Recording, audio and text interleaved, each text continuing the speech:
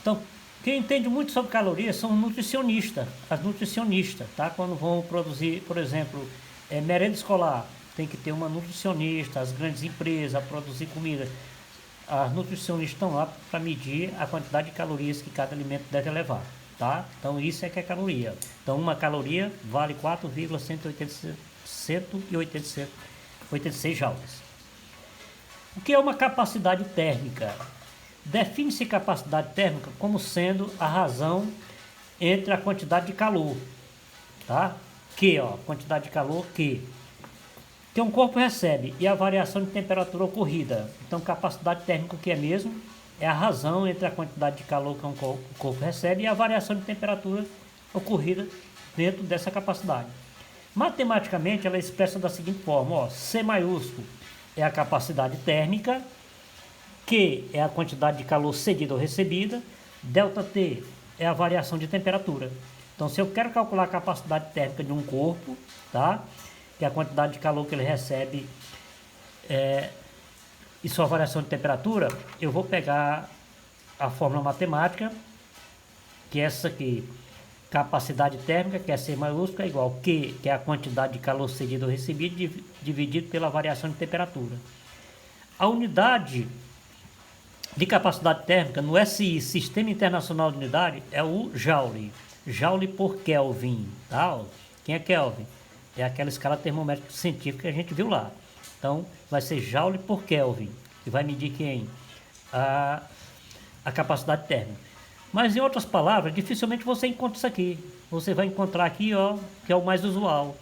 Calorias por grau Celsius. Tá? Ó, calorias que vêm de joules. E nós pegamos a nossa escala, que é grau Celsius. Tá? Em vez de Kelvin, que é a escala científica, a gente usa grau Celsius. Então, geralmente, a gente só encontra dessa forma aqui, que é a unidade de capacidade térmica no Sistema Internacional da Unidade. Pode ser joules por Kelvin ou então calorias por grau Celsius. Aqui nós temos esse exercício de capacidade térmica, no qual depois a gente vai voltar para fazer. Bom, na esteira da calorimetria, nós temos o calor específico. O nome já diz, calor específico. Matematicamente, o calor específico ele é representado dessa forma aqui, ó. Czinho, que é o calor específico, C grande, que é a capacidade térmica, dividido pela massa. M é a massa. Mas o que é calor específico? As quantidades de calor cedidas a massas iguais da mesma substância ou delas retiradas são diretamente proporcionais às variações de temperatura. O que é diretamente proporcional? Aumentando um, aumenta outro. Diminuindo um, diminui o outro.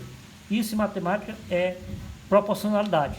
Então, calor específico, quando ele diz as quantidades de calor cedidas a massas iguais da mesma substâncias ou delas retiradas são diretamente proporcionais às variações de temperatura. Então, quando diz diretamente proporcional, se eu retirar a quantidade de massa, é claro que eu vou variar também a temperatura. Se eu aumentar a massa, eu vou variar essa temperatura também. Isso é diretamente proporcional. As quantidades de calor cedida a massa diferente de uma mesma substância ou delas retirada, a fim de produzir variações de temperatura iguais, são diretamente proporcionais a essa massa, como a gente já viu lá em cima. Então, o calor específico de uma substância representa a quantidade de calor necessária para que 1 grama de substância eleve sua temperatura em 1 grau Celsius. Tá? Então, calor específico de uma substância representa a quantidade de calor que eu tenho que colocar lá nessa substância, de 1 grama de substância para elevar sua temperatura em 1 grau. Então, eu aumento 1 grama de substância, aumento 1 grau. E assim sucessivamente. Isso é diretamente proporcional. Se eu aumento 2 gramas, aumento 2 graus. E por aí vai, tá bom? Isso é calor específico. Aí nós chegamos na equação fundamental da calorimetria. A equação fundamental da calorimetria, ela é tirada nada mais nada menos do que o que a gente viu lá da capacidade térmica e do calor específico, que é isso aqui, ó, da capacidade térmica, que é a quantidade de calor dividido pela temperatura, e do calor específico, que é a capacidade térmica dividido pela massa. Então nós vamos isolar esses termos para formar a equação fundamental da calorimetria. Então aqui, ó, nós vamos pegar o calor, que é igual a quem? A massa, multiplicado por quem? Pelo calor específico, multiplicado pela variação de temperatura. Então, pegando essas duas equações aqui, ó, Isolando na segunda equação, substituindo sempre a primeira, nós vamos obter a equação fundamental da calorimetria. Isso aqui é conhecido como a equação fundamental da calorimetria. Então tudo vai partir daqui, ó. Para a gente encontrar quem? Quantidade de calor cedida ou recebida, para a gente encontrar a massa, o calor específico ou a variação de temperatura de um determinado corpo que esteja em um determinado espaço físico, ok?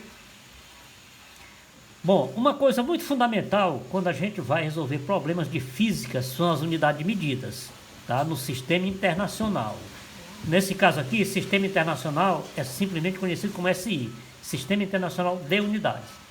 As unidades usuais dentro da calorimetria, que é a quantidade de calor cedida ou recebida, é calorias, tá? O calor é calorias, ou joules, tá? A massa, dependendo da quantidade dessa massa, pode ser grama. Se for muito mais, é quilogramas. A temperatura, Celsius, ou então Kelvin. O calor específico. Calor específico vai ser quem? Nós vamos pegar aqui, ó, calorias da quantidade de calor, tá, ó, gramas da massa e graus Celsius da temperatura. Então o calor específico vai pegar o quê? As unidades de medida praticamente de toda a equação. Calorias que vem de calor, gramas que vem da massa e graus Celsius que vem da temperatura. Então são as unidades de medida dentro da calorimetria, ok? Bom, dentro da equação da calorimetria, nós temos a troca de calor, tá? Que ela é muito importante, ocorre a todo momento entre corpos e objetos diferenciados. Então, quando dois corpos ou mais corpos que estão em temperaturas diferentes são colocados em contato, ocorre espontaneamente troca de calor entre eles, que cessam ao ser atingido o equilíbrio térmico. Então, é aquilo que a gente falou no começo. O que é o calor?